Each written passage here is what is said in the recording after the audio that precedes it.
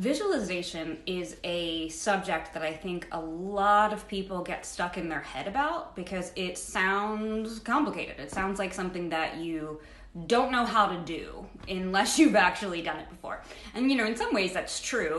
We need a little bit of guidance, but in a lot of ways, visualization is not nearly as difficult as you likely think that it is, because really visualization works with the way that our mind already works. Our mind already thinks in pictures.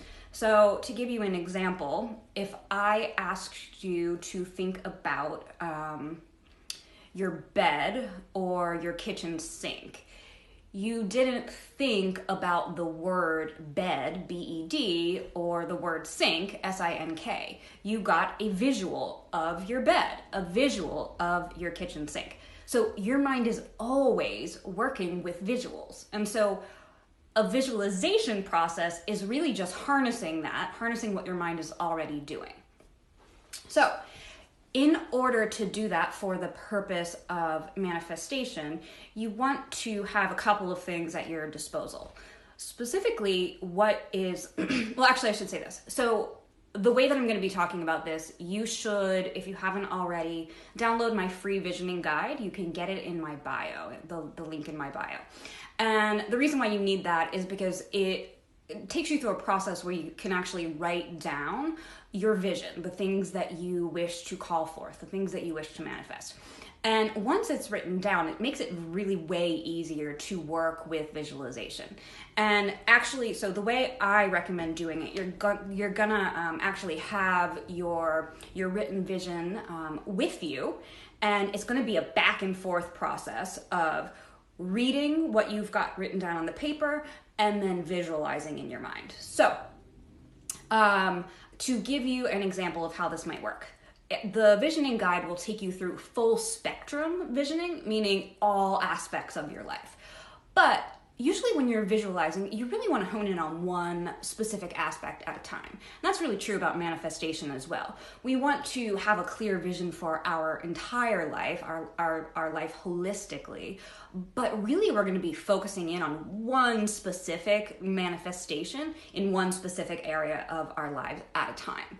So for example, if you are, let's go with relationships. If you are seeking to manifest the love of your life, seeking to manifest a relationship, you're going to write out a as clear as you possibly can, visual and of what this partner might be like. So for example, you're not going to know what they look like, so you're not going to get so specific that you end up limiting yourself. But you might say something along the lines of, I am so happy and grateful now that I have the love of my life. We spend amazing quality time together, walking hand in hand down the street. We cuddle up on the couch together. We cook meals together.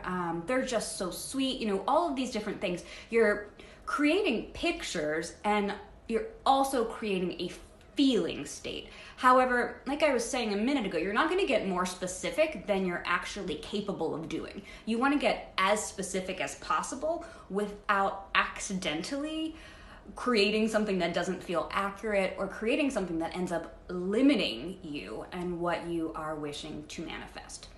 So once you've got that written out, what you're going to do is go back and forth. Read, visualize, read, visualize. So with the description that or the example that I've just given, you would read that, and as you're reading it, really get in touch with the emotionality of it. Like, if you had the love of your life and you're walking down the street holding hands, if you had the love of your life and you're cooking, you're cuddling on the couch, all of those different things, you're going to be feeling happy, right? You're going to be feeling fulfilled and excitement and joyous and all of the different amazing feelings that come with being in love and having companionship. So you want to get in touch with that as if it were happening now. You don't want to come at it from a feeling of lack, like, oh yeah, that would be really nice if I had that, but I don't have that, and will I ever have that? You want to avoid stuff like that and really get into the feeling state of, yes, I do have that. And then from there, and this is where the sort of proactive visualization part comes in, you want to close your eyes just 30 seconds at a minimum, 30 to 60 seconds.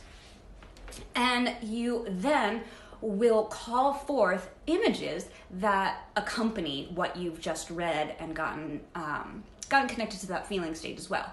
So in the case of the finding a partner that I've just been giving, you would close your eyes and really do the best you can to imagine yourself in that relationship in your actual life. So don't just imagine yourself randomly on a couch in some nondescript place, or randomly walking down the street, but it's not a street that you know. Visualize yourself sitting on your own couch. Visualize yourself walking down the street in your neighborhood. And so, like I said, you're going to read, connect with the feeling state, and then for a very brief period of time, close your eyes and connect with the most specific and clear visual that you are able to get. Don't reach for a visual if there's not one available for you. Create what makes sense. Don't force anything.